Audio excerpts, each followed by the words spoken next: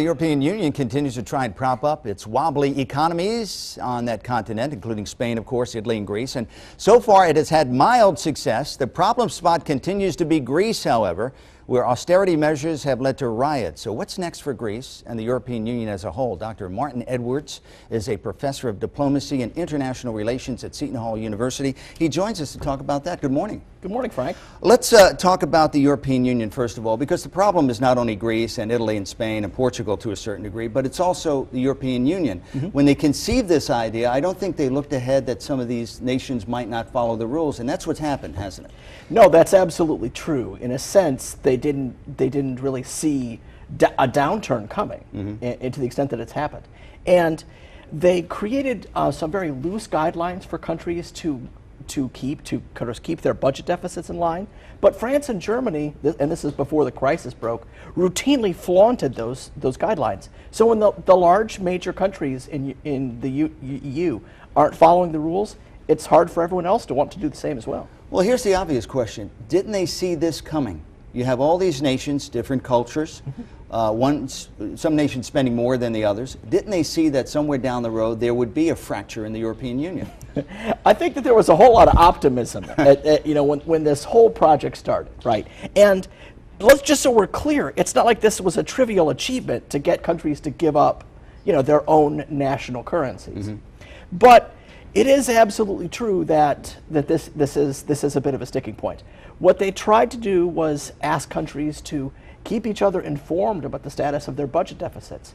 But what happened, sort of what kicked this off in Greece, was that Greece sort of flaunted these rules, and they're very arcane accounting rules about how you can calculate a budget, in ways that underemphasize the actual size of its budget deficit. Let's talk about Greece. Small nation, 11 million people.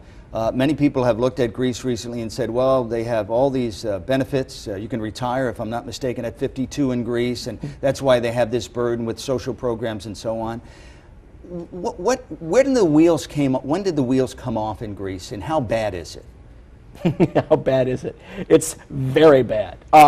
Because, of course, the problem is the government can't do the things that other governments can do to stimulate an economy. Because it's tied to the euro, right? It can't print money, it can't lower interest rates. All of that requires outside help. So it's reliant on foreign exchange to keep its economy going. So the loans are a lifeline to keep the Greek economy moving. We see when these austerity measures are announced, immediately there are riots in the street, violence there, and it scares the rest of Greece's European neighbors. If you were a betting person, what would you say would be the chances of Greece surviving this and staying within the European Union and or defaulting?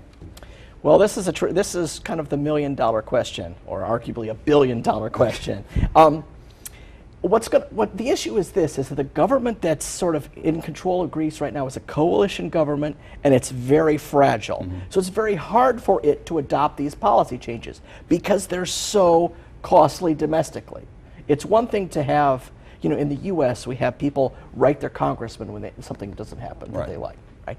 It's another thing for there to be riots in the streets.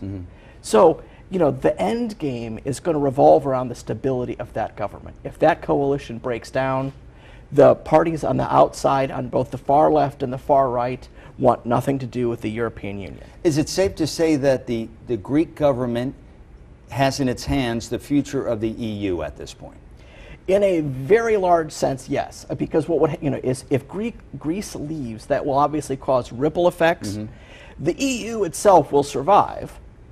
Okay, I can't see other countries immediately rushing for the exits, just because the tumults are going to be so massive, even from an 11 million country with 11 million people in it. So I don't see that it starting to unravel in that sense. Well, it's going to have an effect on world markets if they do default, obviously. Let's talk about the contagion. We talk about Italy, wobbly a bit, Spain, not yet asking for a bailout, but moving in that direction. Certainly. Portugal in the news the other day. Does this have the potential of spreading to the other nations and really becoming a problem for the EU and not just one nation, Greece? No, it's very tricky for the Europeans because they realize full well that any rewards that they give to Greece, they're going to have to extend to other countries as well. So they're trying to draw as hard a line as possible. But then that runs the risk of Greece, forcing their hand and having to leave. We have about 1 minute left. I'm curious to know if there's anything the United States can do, if anything. Yeah. And we hear, why aren't we doing more or less, or why aren't we letting Greece default? Is there anything we can do realistically to effectuate change in Greece at this current situation? Well, what's happening is that the creditors themselves aren't all on the same page about what to do about Greece. So a public statement by the Obama administration that Greece needs more time would go a long way to help resolve this crisis. All right. We thank you so much for coming by. We appreciate You're welcome. it.